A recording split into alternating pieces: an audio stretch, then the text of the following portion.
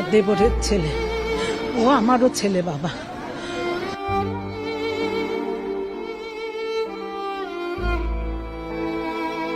তৌকির ইসলাম সাগর মাত্র 1 বছর হলো তার বিয়ে হয়েছে। নতুন বইয়ের হাসি তখনও হয়তো তার ঘরের প্রতি কোণায় ছড়িয়েছিল। ছুটির অভাবে তাদের কোথাও ঘুরতেও যাওয়া হয়নি। প্রশিক্ষণ শেষ হলে হয়তো তিনি একজন দক্ষ ও সাহসী স্কোয়ার ড্রোন লিডার হিসেবে দেশের আকাশপথের নিরাপত্তা নিশ্চিত করতেন। কিন্তু নিয়তির পরিহাস, যে আকাশ তিনি রক্ষা করতেন সেই আকাশই তাকে কেড়ে নিল। ভিউয়ার্স, উত্তরা মাইলস্টোন কলেজের আকাশে হঠাৎ কালো ধোঁয়ার বিস্ফোরণ। ক্লাসে বসে থাকা শত শত শিশু জানত না মাত্র 12 মিনিটের এক ফ্লাইট কেড়ে নিতে চলেছে তাদের জীবন, স্বপ্ন আর হাসি। এই চরম খামখেয়ালিপনার নির্মম পরিণতি দেখে অবাক গোটা বিশ্ব।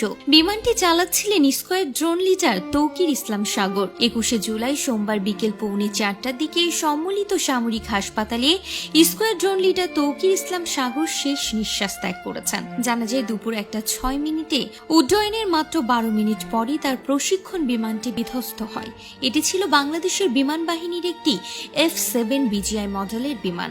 দুর্ঘটনার ফলে ক্যাম্পাসে আগুন ধরে যায় এবং ব্যাপক ক্ষয়ক্ষতি হয়। প্রাথমিকভাবে ধারণা করা হচ্ছে দুর্ঘটনার সময় বিমানে স্কোয়াড্রন লিডার তৌকির ইসলাম সাগর একাই ছিলেন। তবে এই বিষয়ে চূড়ান্ত তথ্য এখনো নিশ্চিত নয়। বিমানটি মাইলস্টোন কলেজের হায়দ্রাবাদ হল ভবনের ছাদে, বিশেষ করে ক্যান্টিনের উপর আছড়ে পড়ে।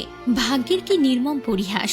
যে ছেলে আকাশে ওড়ার স্বপ্ন দেখেছিল, মাত্র 1 বছর হলো তার বিয়ে, ভেবেছিল প্রশিক্ষণ শেষ হলে নতুন বউকে নিয়ে ঘুরতে যাবে। সে ঘোরা তো হলোও না, আকাশে ওড়ার ইচ্ছাও শেষ হয়ে গেল।